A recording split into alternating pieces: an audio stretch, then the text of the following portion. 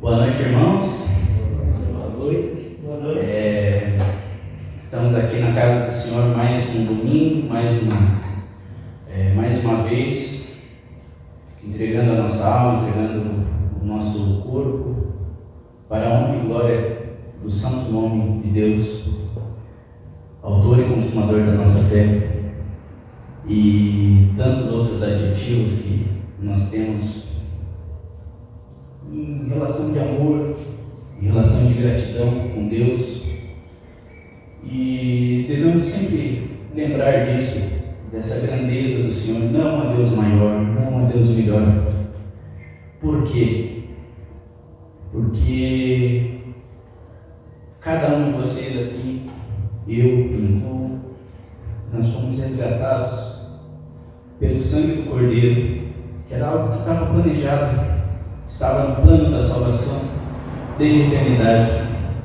E por isso nós nos reunimos. Essa é a razão de estarmos aqui reunidos todos os domingos, as atividades da semana, o nosso culto particular no nosso quarto, de joelho dobrado, e falando com o Pai: Pai, obrigado, eu não mereço esse amor, mas o Senhor me ama. Vamos continuar cantando mais uma música de louvor a Deus. Maravilhoso és.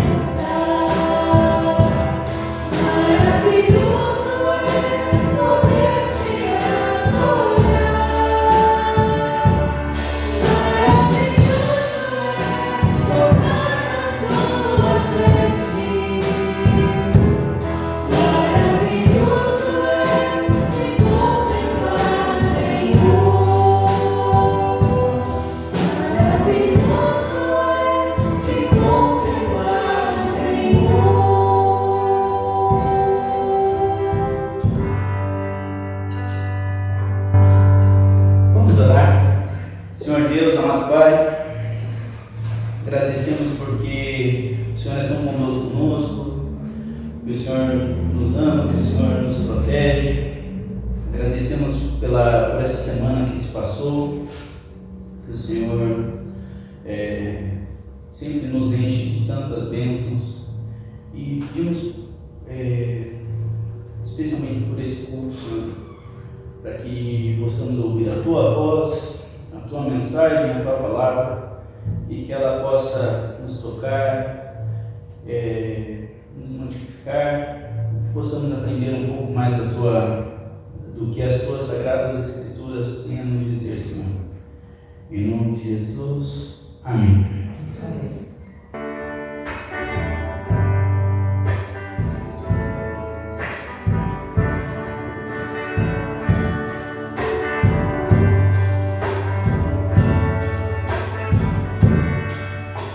Jesus, em tua presença, reunimos aqui, contemplamos tua face e rendemos a ti, pois um dia sua morte crucifica todos nós e nos deu completo acesso ao coração do Pai.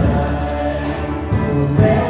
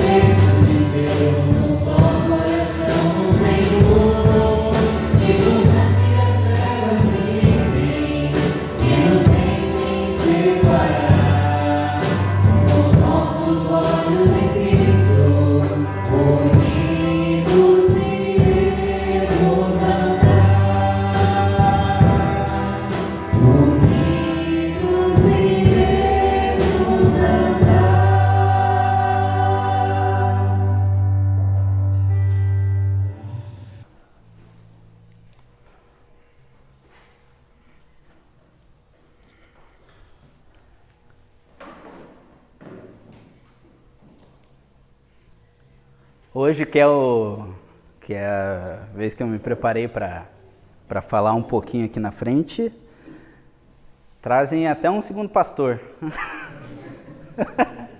Agora, imagina a responsabilidade. Tá certo.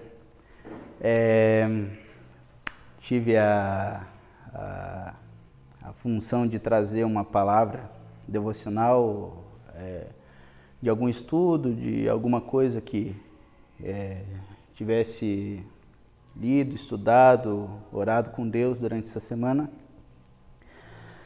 E eu me vi aqui na frente fazendo essa pergunta para os irmãos. Você sabe por que Jesus morreu? Essa é a base da nossa crença, da nossa fé e da nossa esperança. Já parou para se perguntar por que Jesus morreu por você?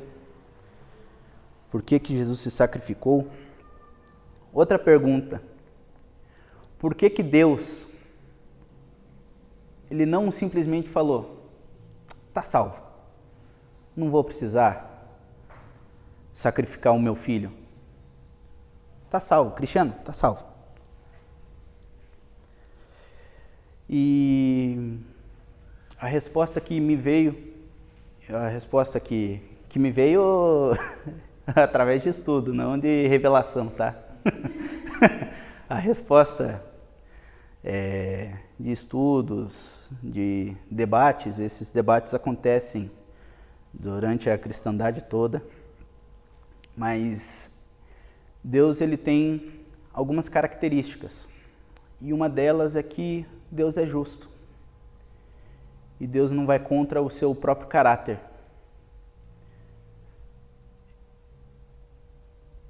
Nós pecamos, nós, sendo representados lá no Éden por Adão, nós caímos, pecamos como espécie, como humanidade. E nós ofendemos alguém que não se importa? Nós ofendemos, na verdade, a pessoa que é infinita em dignidade. Nós ofendemos a Deus. Nós ofendemos aquele que tem a dignidade inalcançável. Aquele que aquele que se apresentou a Moisés, por exemplo, como eu sou.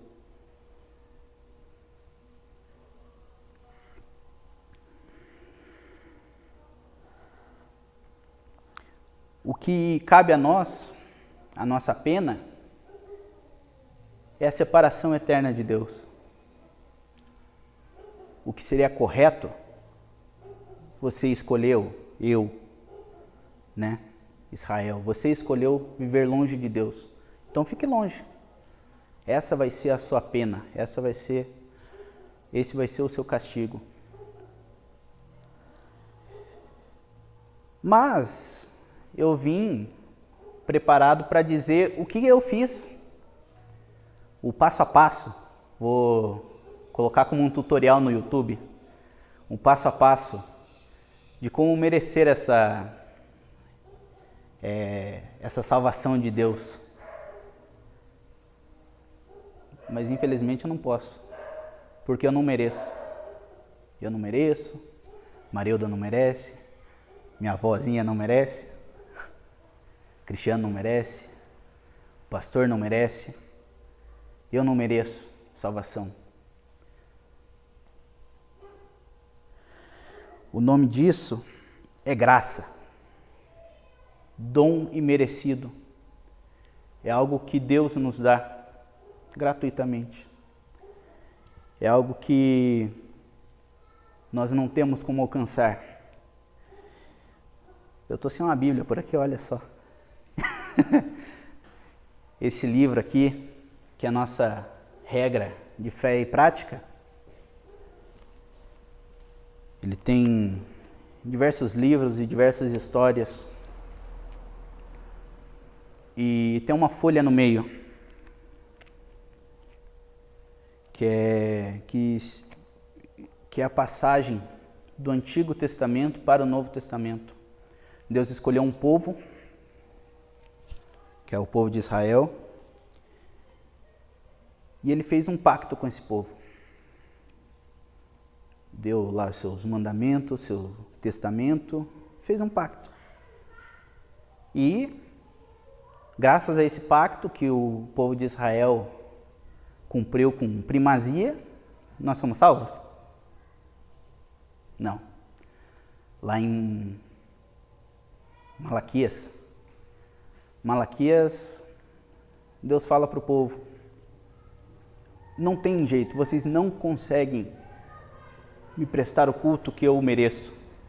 Vocês não conseguem alcançar o mínimo para serem justificados. Mas eu farei por vocês. Nisso vira aquela folhinha do período interbíblico. Nós temos uma nova história, um novo mandamento, uma nova lei, que é a lei do amor, que é a lei de Jesus Cristo, a lei que Cristo nos traz. Cristo é o Deus, aquele a quem nós ofendemos, que veio até nós, nos alcançou e através do seu sacrifício nos resgatou e nos comprou, para que possamos ter acesso novamente ao Pai. E sabe o que Ele cobra de cada um de nós? Nada. Basta crer, basta acreditar nessa bondade que Deus fez com todos nós. E esse Jesus não era qualquer um. Ele era aquele que chegava numa reunião com os homens e falava: eu sou o pão da vida, eu sou a luz do mundo, eu sou, muito parecido com aquele eu sou que Deus se revelou na sarça ardente. E nós também temos condição de falar, eu sou. Mas nós só temos a condição de falar, eu sou pecador, eu sou imundo, eu estou afastado de Deus. Eu não tenho nada que eu possa fazer para me religar a Deus. A tentativa humana de se religar a Deus se chama religião. E não basta. Você pode se esforçar, você pode suar sangue, não vai adiantar. Não é isso que Deus quer. Deus quer apenas que nós recebamos uma coisa que Paulo vai chamar de crédito da justiça de Deus. Deus nos credita a justiça de Deus. Esse crédito é aquele mesmo crédito do salário de mês em mês, sabe? Você trabalhou um mês inteiro e lá no dia 1º, no 5º dia útil, foi creditado a você o seu salário. A pena que nos era imposta era a morte. O crédito do nosso pecado era a morte. Mas Deus, quando veio até nós, Ele se sacrificou, entregou a sua vida e nos creditou justiça. Creditou na conta da Miriam, justa. Na conta do Pastor Brasil, justo. Na conta da Margarida, justa.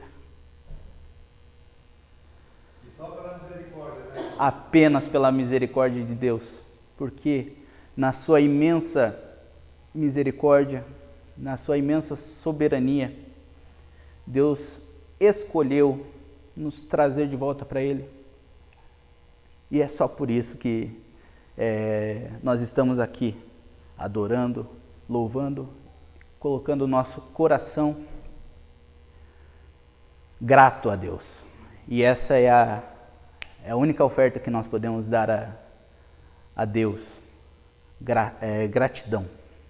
Gratidão, porque Deus nos salvou. E eu e a Rebeca vamos cantar uma música que fala sobre isso. Então,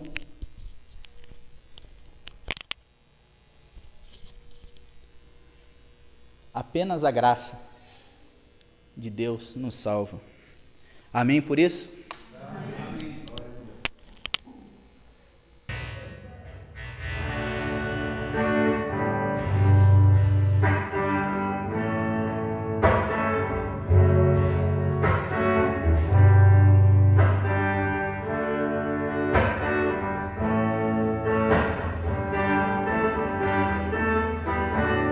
Não é o que eu farei por Jesus, mas o que Ele faz.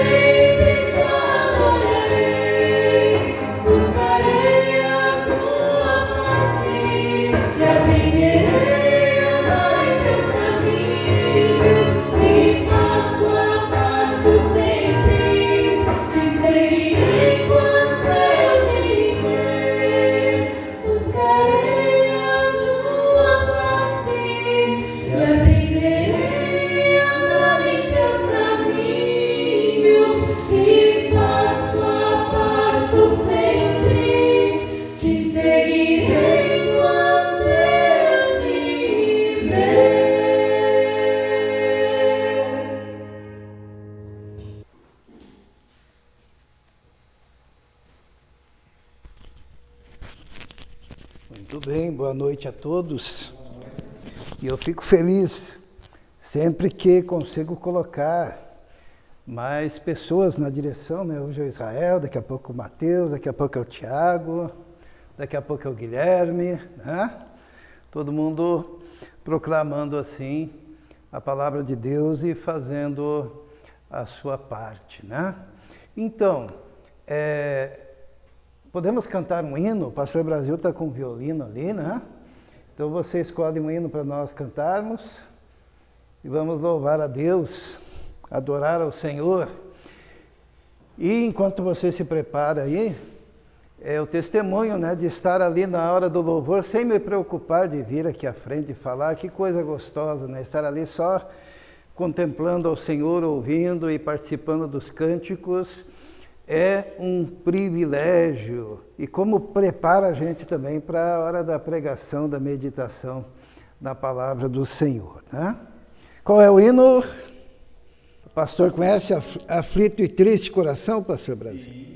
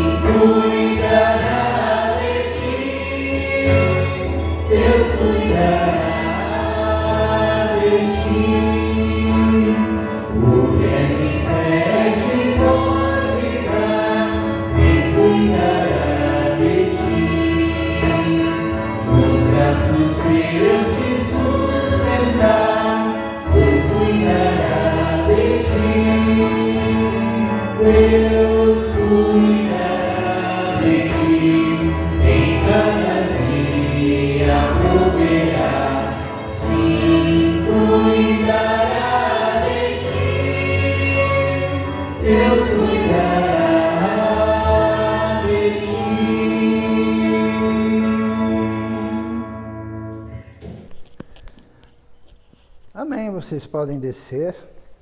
E nós vamos abrir a nossa Bíblia no livro de Daniel, profeta Daniel, no capítulo 2. Daniel, capítulo 2. Hoje eu vou projetar. Na semana passada eu não projetei, mas nós vamos projetar hoje o texto, capítulo 2. Algumas pessoas perguntaram assim, mas nós estávamos em Ezequiel e agora estamos em Daniel, por que será? E existe um motivo para isso. O motivo é que Daniel, quando foi levado, ele foi na primeira leva, lembram? Lá para a Babilônia. E ele era o profeta do palácio do rei. Enquanto Ezequiel estava lá às margens do rio Quebar e era profeta de Deus. Então, um profetizava no palácio, outro profetizava junto ao povo, né? Um foi levado na primeira leva, o outro na segunda, enquanto Jeremias ficou em Jerusalém. Então, quando a gente fala de Ezequiel e fala de Daniel, nós estamos falando de um mesmo período. Então, como nós já estudamos o profeta Ezequiel, até o momento que ele começa a falar de coisas escatológicas que estão para acontecer, então nós fomos só até ali. Agora nós vamos falar do Daniel até ele chegar nas profecias escatológicas também, né? E também vamos falar de Jeremias mais para frente. E para abrangermos todo o período, a gente precisa falar de Esdras, de Neemias, de Ageu, né? De Zacarias, de profetas que profetizaram a restauração da nação de Israel depois do exílio babilônico. Então, é esse o motivo, né? Outra coisa que eu gostaria de falar é que quando o pastor prega, seja eu, seja outro, não importa quem seja, nós nunca estamos pensando em ninguém especial assim, né? Hoje eu vou preparar uma mensagem para o pastor Brasil ali, vou pegar lá no pé dele. Não, isso não existe, né? Isso seria muito desonesto. Então, quando um pastor vai pregar, ele pede a Deus orientação e ele vai à frente para falar a palavra de Deus, né?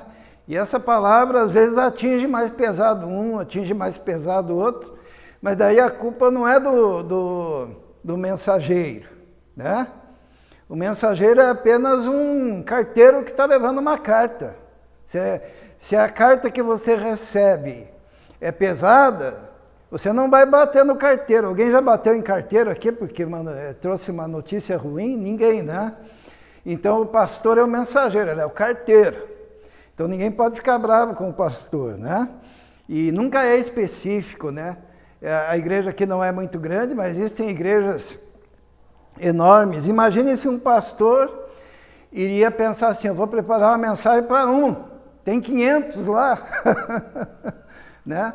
Então é lançada a mensagem, às vezes toca numa pessoa de um jeito, toca noutra pessoa de outro jeito, porque nós cremos na ação do Espírito Santo. É o Espírito Santo que vai pegar a palavra e vai aplicá-la ao coração, né, de cada um, e de formas diferentes. Então nós não temos o domínio sobre isso, na verdade. Mas, a semana passada nós falamos do profeta Daniel, que acabou indo para o palácio do rei, né? Ele foi escolhido, porque o rei mandou escolher 4, né? Quem eram os 4? Daniel? Olha, ele sabe os nomes hebraico, né?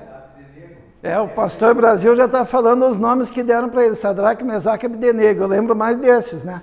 Mas é Isael, Azarias, Anani. Opa, a gente vai ter que ler aqui agora, né? Então aqui, ó.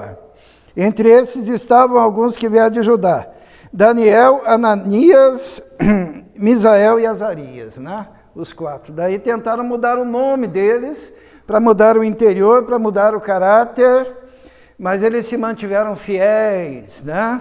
Se mantiveram fiéis. Hoje nós vamos no capítulo 2, então nós vamos ler agora o que aconteceu logo em seguida.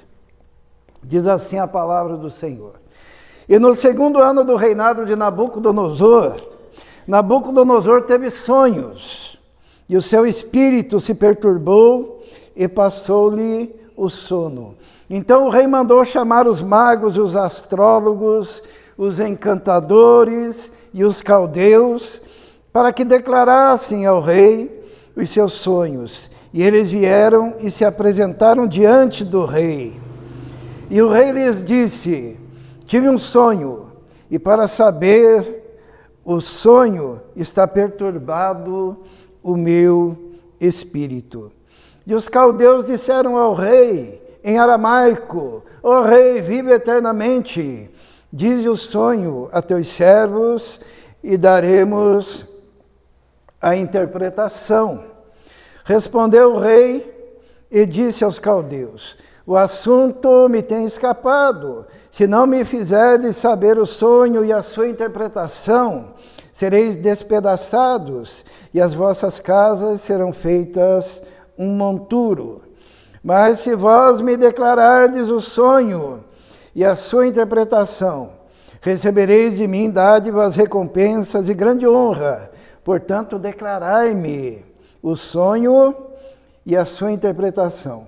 Responderam segunda vez e disseram: diga o rei o sonho a seus servos e daremos a sua interpretação.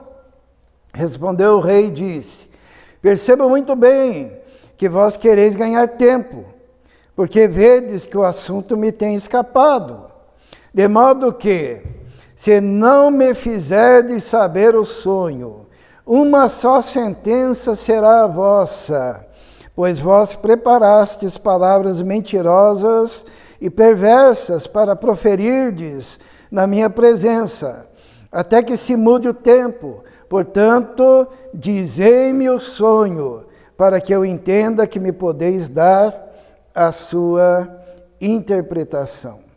Responderam os caldeus na presença do rei e disseram: não há ninguém sobre a terra que possa declarar a palavra ao rei, pois nenhum rei há, grande ou dominador, que requeira coisas semelhantes de um mago ou astrólogo ou caldeu. Porque o assunto que o rei requer é difícil, e ninguém há que o possa declarar diante do rei, senão os deuses, cuja morada não é com a carne. Nós vamos ler primeiro essa parte, né? E pensar um pouquinho sobre isso e depois iremos para o restante do texto. Vamos orar? Senhor, pedimos agora a tua direção, a tua bênção, pedimos que o teu Espírito Santo nos envolva, que a tua palavra fale conosco, Senhor, profundamente, que haja liberdade do teu Espírito, em nosso coração, para que nós possamos ouvir aquilo que o Senhor tem a dizer, ó Deus. Abençoa-nos, tome conta deste lugar, deste ambiente, ó Deus. Opera, Senhor, a tua palavra, que nós cremos que é viva e eficaz. Nós te pedimos isso neste momento, em nome de Jesus. Amém. Amém, Senhor. Então a palavra de Deus diz que o rei Nabucodonosor, ele teve sonhos e ficou perturbado em seu espírito. Na verdade, ele teve um pesadelo, né? Ele estava angustiado no espírito, lhe deu insônia, ele diz que passou-lhe o sono, isso ele não conseguia dormir. Eu fico imaginando, né? Como que era o coração do rei Nabucodonosor. Ele era um homem bom, Nabucodonosor? Não. Ele era um homem mau, né? Ele era um rei sanguinário. Ele era um rei que não perdoava as suas vítimas. E a Babilônia estava conquistando aquelas terras com um exército cruel, terrível, que cercava as cidades e não tinha misericórdia. Quando a gente pensa na queda de Jerusalém, em Lamentações de Jeremias, quando fala do cerco de Jerusalém, que foi um cerco realizado pelo rei Nabucodonosor e seu exército, a gente fica pensando como deveria ser perturbado o coração, o espírito, a alma, o interior daquele homem, né? Teve até um momento, nós vamos estudar ainda mais para frente, que ele ficou totalmente lunático, esquizofrênico, lembram? Que ele começou a comer grama como se fosse um animal irracional, nós vamos estudar isso. esse rei, né? E as unhas dele começaram a crescer como se fossem as unhas do... Já ouviram falar do Zé do Caixão? Né? Como é que é o nome dele mesmo? José Mujica, né? Ele já é falecido, então ele fazia aqueles filmes de terror. Então as unhas do rei Nabucodonosor cresceram e ele comia já. Ele foi tirado da terra dos seres racionais, ele ficou totalmente louco, totalmente alucinado, porque era um homem que já tinha o seu espírito, o seu interior, o seu coração perturbado. Eu fico imaginando a malignidade daquele coração, promovendo nele sonhos, insônia, pesadelo, angústia, a ponto de não conseguir dormir. Passou-lhe o sono. Era a perturbação do seu espírito, né? Nós sabemos que Deus usou isso, né? Nós não estamos dizendo que Deus não usou isso, porque, na verdade, Deus lhe deu um sonho, e quando Daniel depois interpreta esse sonho, a gente vê que está falando dos 4 reinos que viriam logo em seguida, né? Quais são os 4 reinos mesmo? Primeiro teve o reino do rei Nabucodonosor, que era a Babilônia, daí vem um outro reino, que é o Medo-Persa, né? Onde Daniel ficou até esse reino lá, onde Ciro tornou-se libertador e mandou o povo voltar. Mas depois dos Medo-Persas teve o quê? Os gregos, né? A Grécia, temos Alexandre o grande conquistador que todos nós estudamos. E depois do 4º reino, qual que foi? O romano, que foi o reino aonde veio o Senhor Jesus. Então o rei ali, ele teve um sonho com tudo isso. Mas Daniel interpretou isso. E depois ele traz a interpretação, né?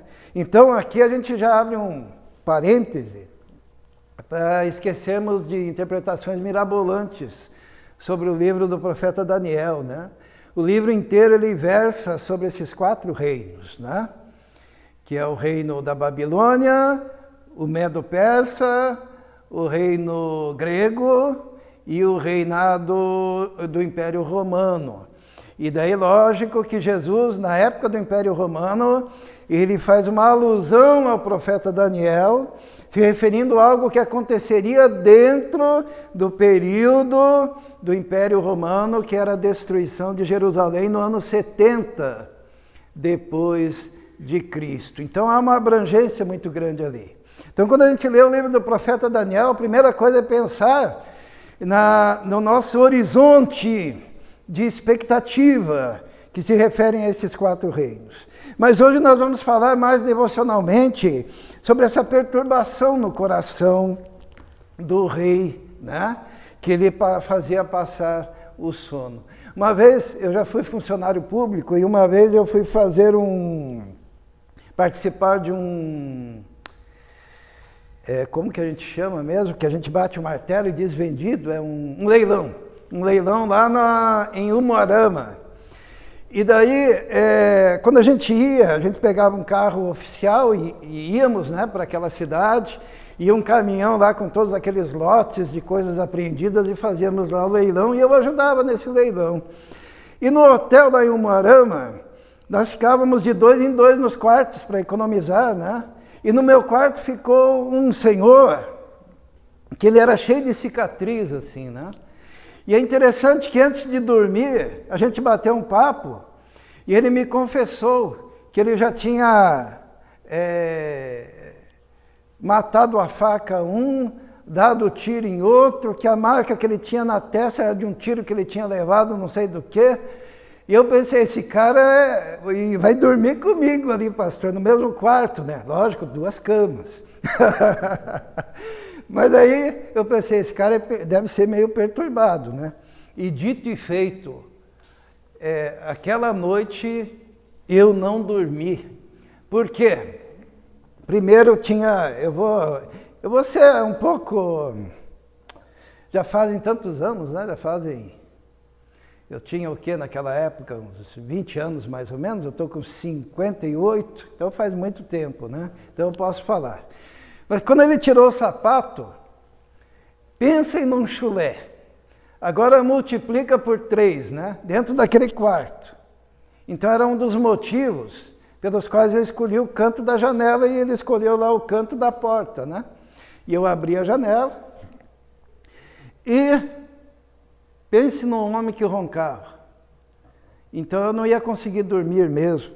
Só que ele era tão perturbado que quando eu me mexi para querer sair do quarto e pensar, eu vou dar uma volta na cidade, que eu não consigo dormir mesmo, ele acordava assustado, pulando e assim, e dormindo, mas ficava em pé, assim, parecia que ia atacar, eu voltava, daí ele dormia de novo, daí eu tentava sair devagar, assim, e daí o barulho que fazia, ele já se assustava e pulava. Eu pensei, esse cara vai me matar aqui, né? Ele era uma pessoa boa quando não estava nesse estado sonolento e de perturbação. Teve um momento que eu peguei assim, vai ter que ser de uma vez só.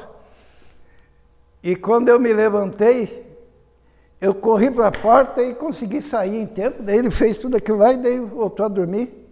Mas por quê? A vida dele tinha sido uma vida tão perturbada que ele carregava nele toda aquela carga das coisas que realizou. Naquela noite eu dormi na portaria do hotel, né? E é uma história de muito tempo atrás, mas eu me lembro, eu pensei assim, como pode afetar uma pessoa as suas ações pregressas, né? E Nabucodonosor, eu fico imaginando que era um homem assim, muito perturbado, né? E ele estando perturbado e não conseguindo dormir, e angustiado com aquele sonho que ele teve, ele procurou resolver os seus problemas usando os recursos que ele tinha à mão.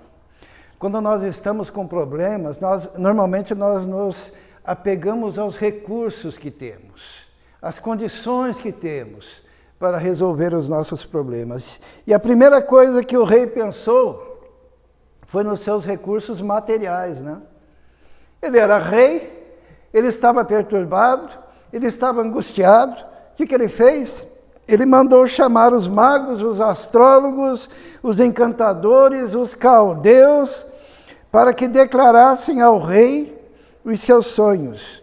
E eles vieram e se apresentaram diante do rei.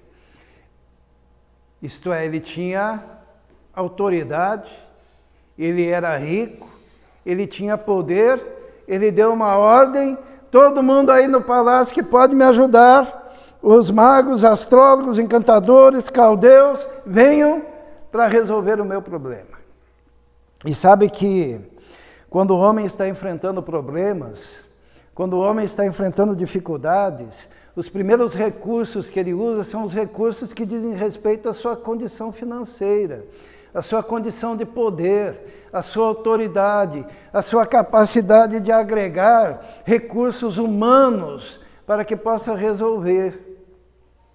E o rei teve aqui, então, a primeira decepção, porque ele percebeu que com todo o poder dele, com todas as pessoas trabalhando em favor dele, ele não tinha como resolver aquele problema, que era a sua insônia, que era a sua dúvida, que era não saber o que estava acontecendo. Como é que nós podemos aplicar isso? Quando você está com um problema, normalmente você vai olhar a sua carteira, o seu bolso, a sua capacidade de resolver esse problema na força da sua própria humanidade e do seu círculo de influência, né? Normalmente uma pessoa que fica muito doente, o que ela faz? Ela vai procurar o melhor médico. Se ela está com um problema, ela vai procurar o melhor advogado. Tudo aquilo que o dinheiro pode comprar é a primeira coisa ao qual o homem se apega. Mas o problema de Nabucodonosor era um problema espiritual. Era um problema que o dinheiro não pode resolver, que a capacidade humana não pode alcançar e modificar. Mas ele ainda não tinha entendido isso. E por isso ele diz, venham todos os meus funcionários, venham todos os meus empregados, venham todos aqueles que estão debaixo das minhas ordens. E ele chama todos aqueles que trabalhavam no palácio. E ele deu a ordem: vocês agora vão me revelar o meu sonho e a interpretação desse sonho, para que eu volte a ter tranquilidade no meu coração, no meu espírito. Sabe, irmãos, existem problemas que nós não temos a capacidade para resolver com recursos humanos, sabe? Existem situações que a única coisa que podemos fazer para resolver os nossos problemas é buscarmos ao Senhor nosso Deus, e nós já sabemos disso. A duras penas esse rei teve que aprender isso. Uma pessoa quando está com uma enfermidade terminal, uma pessoa quando está com os filhos nas drogas, uma pessoa quando está numa situação de perigo iminente, quando a solução humana não pode resolver, e quando a pessoa percebe a sua finitude, o único recurso que ela tem é buscar ao Deus do céu, é buscar ao Deus Todo-Poderoso. Mas é interessante que a primeira coisa que este homem fez foi tentar resolver através dos seus próprios recursos, né? A gente fica pensando naquele indivíduo que está com uma doença terminal e muitas vezes faz de tudo humanamente, gasta tudo o que tem, vende tudo o que tem, buscando a solução. Mas muitas vezes esquece que antes dos recursos humanos, a pessoa tem que buscar Deus Todo-Poderoso. Os irmãos se lembram do rei Asa? O que ele fez de errado? E a palavra de Deus o diz. Ele ficou doente de uma enfermidade e no lugar de buscar a Deus, o que ele fez? Buscou os médicos. Está na palavra de Deus. É errado buscar os médicos? Claro que não. E devemos. Deus deu sabedoria aos médicos. Deus deu capacidade. Deus nos deu remédios. Só que antes, nós precisamos entender que a nossa submissão primária é ao Deus Todo-Poderoso. Por quê? Porque é Deus que sustenta os médicos. É Deus que sustenta os medicamentos. É Deus que está acima de todos e que tem o poder pleno para resolver os problemas. Mas, quando Deus chama aqueles que eram seus funcionários, os magos, astrólogos, encantadores, caldeus, para que lhe declarasse os sonhos, ele acabou colocando esses numa situação complicada. Porque ele diz assim, tive um sonho, e para saber o sonho, está perturbado o meu espírito. E os caldeus disseram ao rei em aramaico, ó rei, vive eternamente. Dize o sonho a teus servos, e daremos a interpretação. Aqui nós vemos um segundo aspecto quando alguém está enfrentando problemas. Porque o rei, ele buscou todos aqueles que o dinheiro dele podia comprar e o poder e a autoridade dele lhe daria condições. Mas esses indivíduos, eles eram, antes de tudo, místicos, né? Magos, astrólogos. Os caldeus se referem àqueles que tinham diversos deuses. E muitas vezes, quando uma pessoa está enfrentando problemas, ela vai atrás de uma solução mística também, né? Quantas pessoas, quando estão angustiadas e com problemas, eles apelam a tudo. Apelam aos astrólogos, apelam aos magos, apelam aos deuses dos caldeus, porque acreditam que alguma coisa mirabolante pode acontecer e, através de um poder místico, aquela situação sua pode ser resolvida. E o rei amargou o fato de que aqueles encantadores, aqueles magos, aqueles feiticeiros, aqueles idólatras não tinham a solução. E muito pelo contrário, eles falaram: rei, diga o sonho que a gente dá a interpretação. E o rei percebeu então que havia ali uma enganação.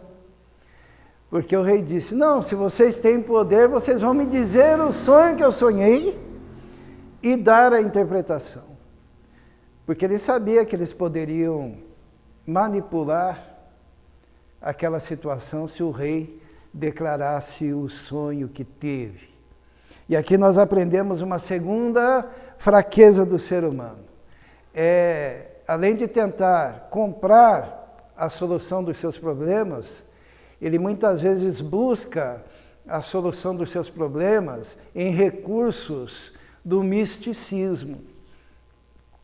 Por isso que muitas igrejas estão abarrotadas, porque prometem uma solução mística para os problemas. Fazem uma mandinga, né? 7 semanas e você vai conseguir isso, né? Faça um propósito tal que você vai conseguir aquilo. Faça uma negociação com Deus e Deus vai lhe dar. E Deus, Ele não trabalha dessa maneira. Deus não faz barganha. Deus não negocia com os homens. Deus, quando age, Ele age na base pura da sua misericórdia. Essa semana eu estava conversando com as minhas filhas, e como eu estou enfrentando um problema pessoal, eu falei para elas assim, eu sempre falo, né? Quando eu estou com algum problema, eu falo com a Rebeca, com a Vitória, e digo assim: vocês vão orar por mim então?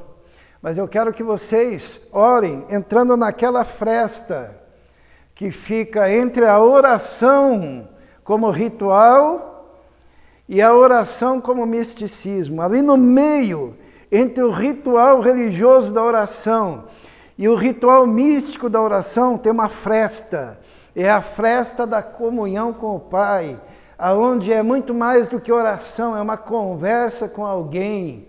E nessa conversa com alguém que está nessa fresta, nessa brecha, é que nós, falando diretamente com o Pai em nome de Jesus, Ele nos ouve, Ele nos atende, Ele age pela sua pura e simples e santa misericórdia que Ele tem por nós.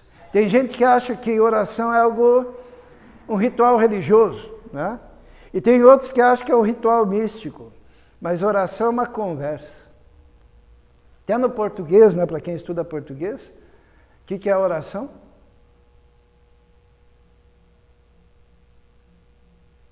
Oi? A gente sempre faz aquela análise sintática, né? Quem estudou isso. Mas quando você ora, você está simplesmente falando com alguém, expressando algo a alguém.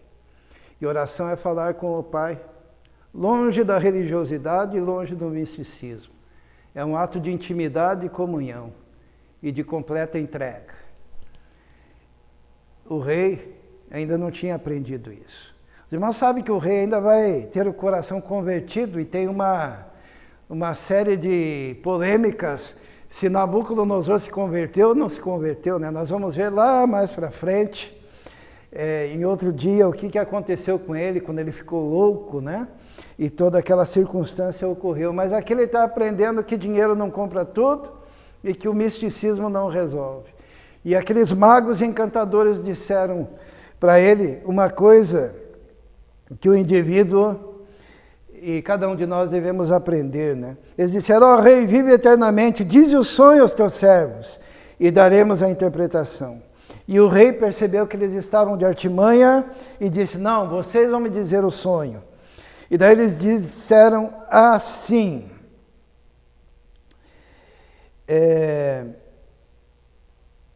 aqui. Responderam os caldeus na presença do rei e disseram: não há ninguém sobre a terra que possa declarar a palavra ao rei, pois nenhum rei há, grande ou dominador, que requeira essas coisas semelhantes de algum mago, astrólogo ou caldeu. Porque o assunto que o rei requer é difícil, e ninguém há que o possa declarar diante do rei, senão os deuses, cuja morada não é com a carne. Eles disseram: rei, não existe ninguém que possa resolver o seu problema. Sabe quando a pessoa chega num estado encurralado e a partir dali não existe solução? Muitas vezes a solução está quando atingimos esse patamar de reconhecer que não existe solução. Porque daí só existe uma forma: recorrermos a Deus. Só que o Deus desses caldeus era um Deus cuja morada não é com a carne. A gente chama isso, sabe do quê? De deísmo. É o Deus do Einstein.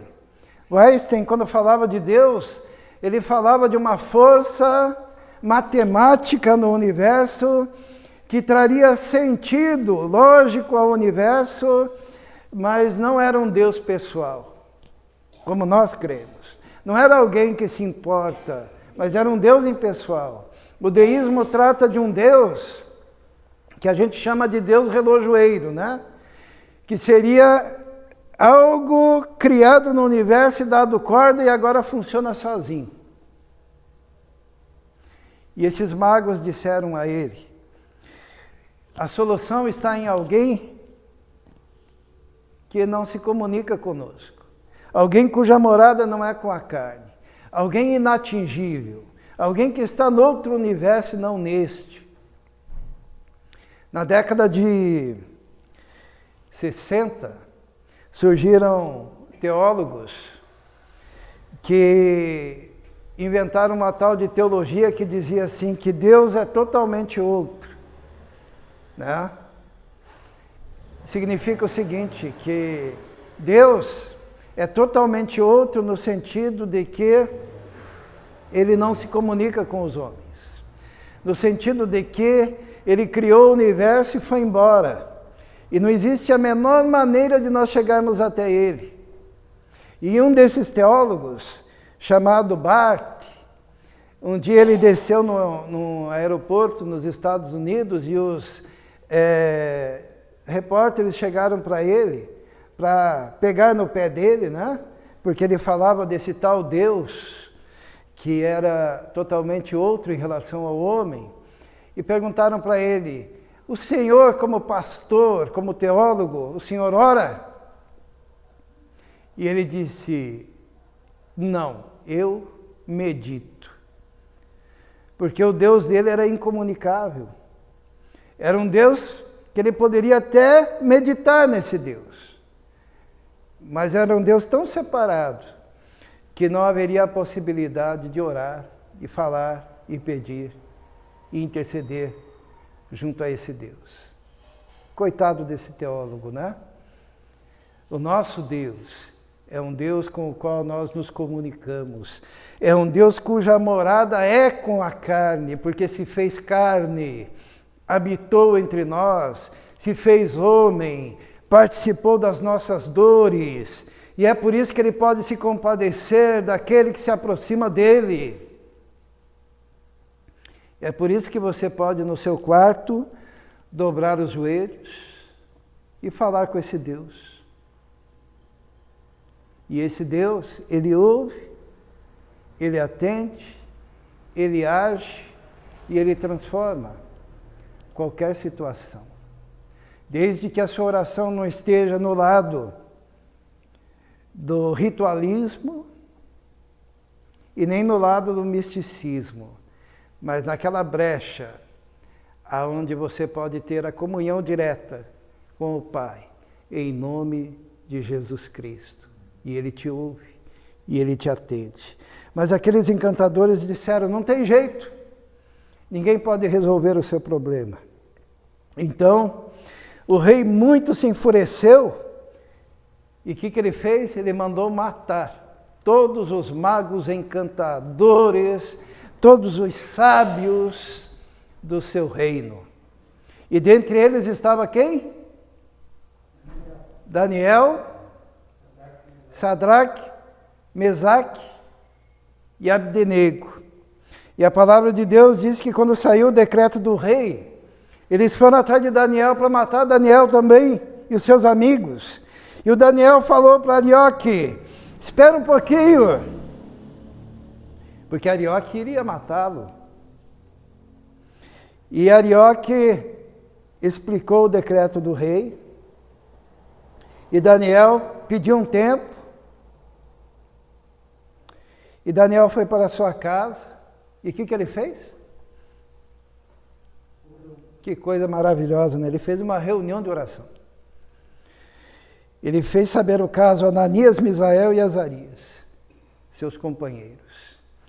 E eles clamaram ao Deus do céu. Meninas, é basicamente o que eu faço quando eu estou com problemas, né? Eu chamo a Vitória e a Rebeca, que são minhas companheirinhas de oração, e falo, ó, está acontecendo isso e aquilo. Vamos orar? Vocês oram? Daí depois de um dia ou dois eu pergunto, vocês oraram? Daí a Vitória diz assim, orei uma vez, depois eu esqueci, né? Mas pode continuar orando, porque Deus, Ele atende. E a melhor coisa que nós podemos fazer é chegar diante da congregação e dizer, ó, pastor Brasil, irmã Flávia, irmão Romildo, orem por esse assunto. Eles oraram, e o que Deus fez? Deus deu a Daniel uma visão à noite e revelou a Daniel o mistério. E nós vamos resumir aqui, né? Daniel, então, ele fez o quê? Ele correu lá para falar com o rei. Não. O que ele fez? Ele orou agradecendo. A pior coisa que tem é quando Deus responde uma oração e você diz, oba! Né? Não, a primeira coisa que você tem que fazer é dizer oba diante de Deus, né? E ele orou ao Senhor e disse, seja bendito o teu nome de eternidade a eternidade, porque dele são a sabedoria e a força. Ele muda os tempos e as estações, ele remove os reis e estabelece os reis. Ele dá sabedoria aos sábios e conhecimento aos entendidos. Ele começa a adorar a Deus, exaltar a Deus, declarar coisas diante de Deus, porque Deus havia, naquele momento, lhe revelado o mistério e, juntamente com isso, salvado a sua vida, salvado a vida dos seus amigos, salvado a vida dos caldeus, salvado a vida dos magos, dos encantadores, dos astrólogos, salvado a vida de todas aquelas pessoas que o rei tinha ordenado que fossem mortas, porque Deus ouviu a oração e revelou o mistério. Deus é aquele que transforma qualquer situação. Daniel continua dizendo, ele revela o profundo e o escondido. Conhece o que está em trevas e com ele mora a luz. E ele continua orando, mas hoje eu queria que ficasse gravado nessa mensagem 3 coisas. Quando você está com problema, ele foge o sono. E a angústia vem no seu coração. Quais os recursos que você corre atrás para resolver? Existem os recursos puramente humanos, que o dinheiro pode comprar. Um remédio na farmácia vai te fazer dormir, mas não vai resolver o seu problema. Você pode ficar até viciado naquele remédio. Naquele, como é que chama, Rebeca? Ansiolítico, né? Vai te fazer dormir, mas não vai resolver teu problema. Você pode procurar nos homens a solução. E a Bíblia diz o quê? Maldito o homem que confia no homem e faz do seu braço a sua capacidade de vitória. Você pode procurar por ali a solução. Você pode procurar a solução dos seus problemas no misticismo. E é o que não falta hoje no mundo evangélico, são as soluções místicas. Só que logo em seguida vai cair a ficha e você vai sair triste, decepcionado, angustiado e descobrindo que você estava lidando com forças sobrenaturais que não pertencem à esfera do divino, de Deus e da sua graça. E aquilo vai prejudicar a sua existência e lhe causar problemas sérios.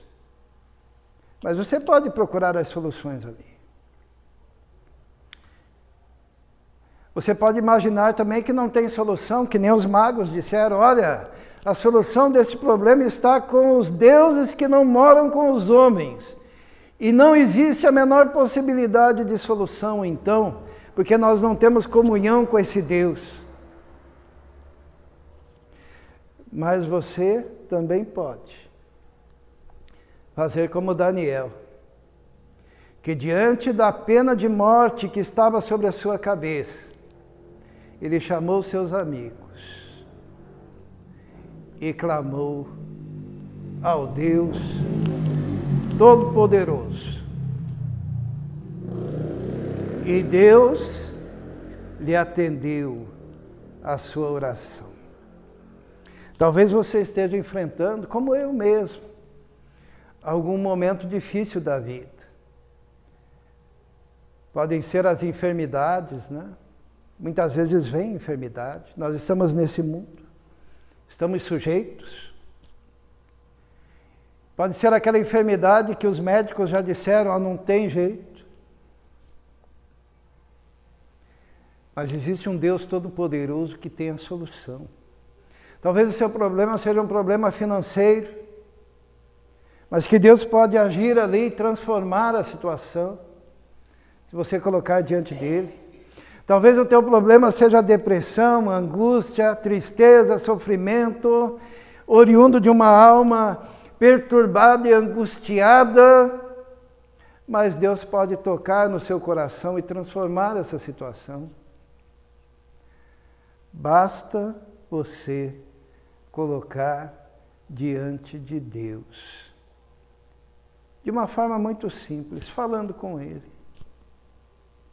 Porque a Bíblia diz que quando Jesus morreu, o véu rasgou de cima a baixo e nos deu acesso direto, sem intermediários humanos, apenas através do sangue do Cordeiro que foi derramado, sangue de Cristo, nos deu acesso e nós podemos chegar diante dele em oração e ele atenderá a nossa petição. Por que nós sabemos que ele atende? Porque Jesus falou, pedi, dar-se-vos-á. Batei e abrir-se-vos-á. Né? E o que mais? Buscai e achareis. Né? O Senhor, Ele nos prometeu isso. E Ele nos ensinou a orar. Ele disse assim, vós orareis assim, 2 pontos. Como é que é? Pai nosso, que estás no céu, santificado seja o teu nome, venha o teu reino, seja feita a tua vontade, assim na terra como no céu. O pão nosso de cada dia nos dai hoje e perdoa as nossas dívidas, assim como nós temos perdoado os nossos devedores. Não nos deixe cair em tentação, livra-nos do mal, pois teu é o reino, o poder e a glória para sempre. Amém. Nós podemos chegar, Jesus nos ensinou. Vamos orar. Talvez você esteja enfrentando problemas e já tentou recursos humanos, já tentou recursos místicos, já tentou em tantas partes, já chegou num ponto de achar que não tem solução. Então nós vamos falar agora com aquele que tem a solução para a nossa demanda, para os nossos problemas. Vamos orar. Senhor, muito obrigado porque nas tuas mãos está todo o poder, no céu, na terra e debaixo da terra. Muito obrigado porque o Senhor tem um nome que está acima de todo nome, para que ao nome do Senhor Jesus se dobre todo o joelho, Senhor. Muito obrigado porque podemos chegar, Senhor, nessa fenda aonde temos acesso ao Senhor em nome de Jesus Cristo. E nós te agradecemos porque o Senhor é um Pai que ouve e que atende a nossa oração.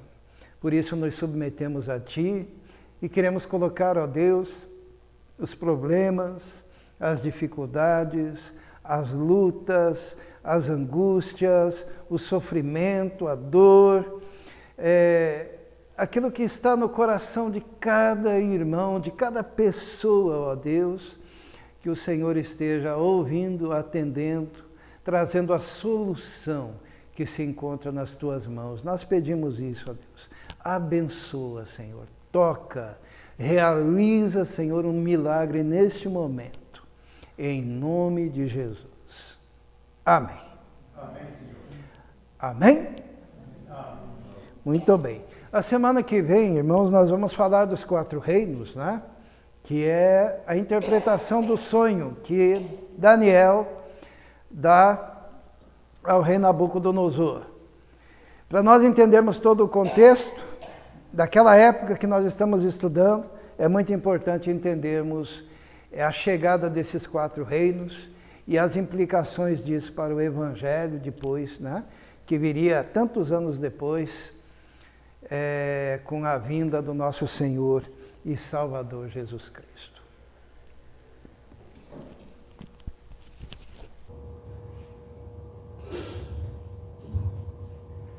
Eu comecei a minha fala com uma pergunta. Os irmãos devem se lembrar, eu perguntei por que Jesus se sacrificou. E a conclusão desse estudo, dessa devocional que foi dada, e agora nós vamos cantar essa música, é que para ser salvo, basta crer, basta ter arrependimento, porque apesar das nossas ofensas, Deus, o Pai te ama e deu seu Filho unigênito para que todo aquele que nele crer não pereça, mas tenha vida eterna. João 3,16. Talvez o versículo mais bonito de toda a Escritura, particularmente é o meu favorito, porque Deus amou o mundo de tal maneira que deu o seu Filho unigênito para que todo aquele que nele crer não pereça, mas tenha vida eterna.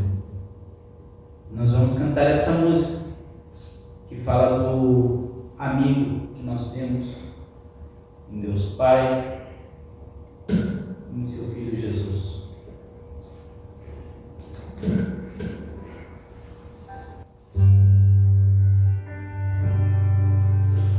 O amigo que encontrei me surpreendeu. Quando todos me deixaram, ele me acolheu e sarou minhas feridas das algemas que livrou. E falei do meu dilema, que ele me escutou. E falei do meu passado, que me perdoou. Isso teve um alto preço que ele já pagou. E nas suas mãos feridas, por amor de muitas vidas, e uma dessas muitas vidas era eu. Quem desse mundo amor tão grande pode ter, de entregar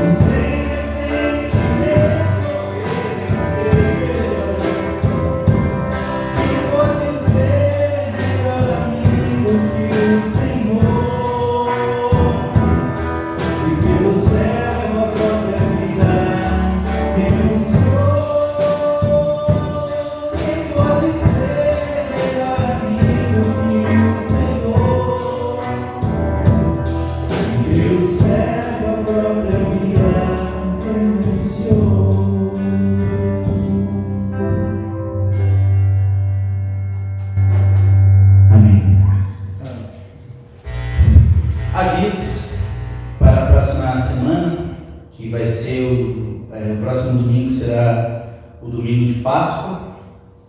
Todos estão convidados, nós preparamos algumas canções falando disso, falando desse sacrifício, falando da morte e da ressurreição do nosso Senhor e Salvador. De novo, não merecemos, não temos ideia do porquê que Deus resolveu fazer isso, mas simplesmente pela sua misericórdia, como foi lembrado pelo pastor Brasil. A misericórdia de Deus nos alcançou, nós somos gratos por isso e vamos demonstrar essa gratidão, lembrando da Páscoa, da ceia, do corpo que Jesus entregou por todos nós, pelo sangue que o Senhor derramou para salvar cada um de nós. Vamos nos colocar de pé.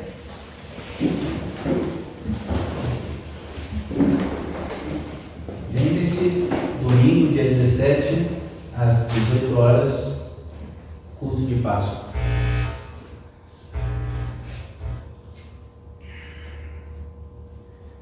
Vamos fechar os olhos. Senhor Deus, amado Pai, agradecemos por esse culto, agradecemos porque em Ti nós temos um amigo que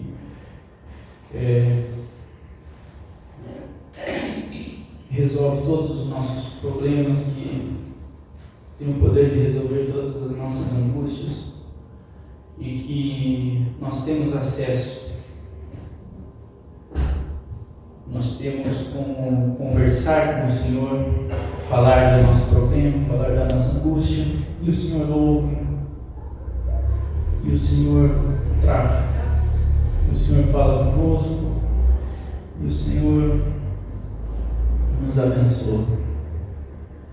Peço que o Senhor continue nos abençoando no decorrer dessa semana, que possamos voltar para casa com a segurança e com a certeza que a Tua graça nos basta, a Tua graça nos salva e nos redime, Senhor.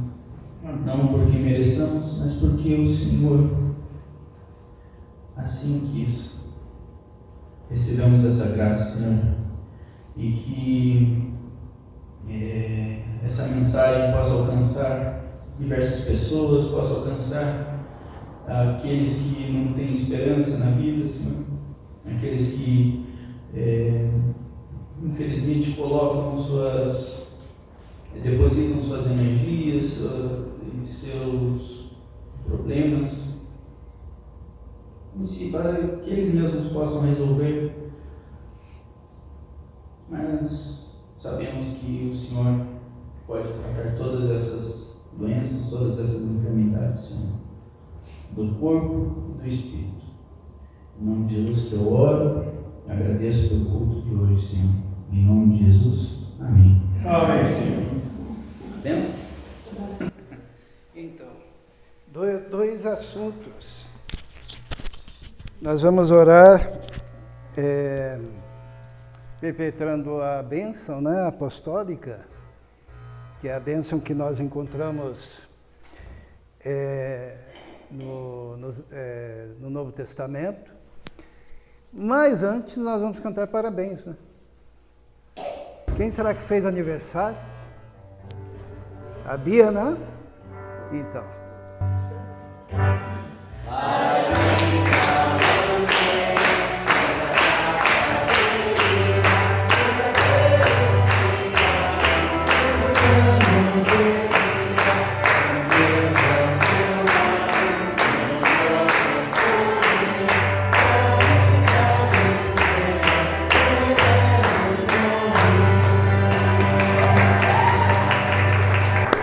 Parabéns.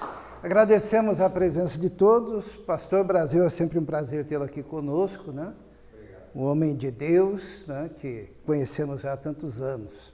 Nós vamos orar. Senhor, queremos consagrar a vida da Bia, colocá-la diante do Senhor, pedindo e invocando a Tua graça e bênção, agradecendo o Senhor por mais um ano que o Senhor concede. Pedimos que o Senhor a esteja fortalecendo e que ela possa sempre, ó Deus, ter essa fé viva, colocada diante do Senhor no teu altar, que o Senhor possa usá-la, ó Deus, através dos seus dons. Nós invocamos então a tua bênção sobre a vida dela. Muito obrigado pelo culto de hoje. E que a graça do nosso Senhor e Salvador Jesus Cristo, o amor de Deus, o Pai, e a comunhão do Espírito Santo esteja com todos vós agora e para todos sempre. Amém. Amém. Que Deus abençoe a todos. Dê um abraço aí no sermão.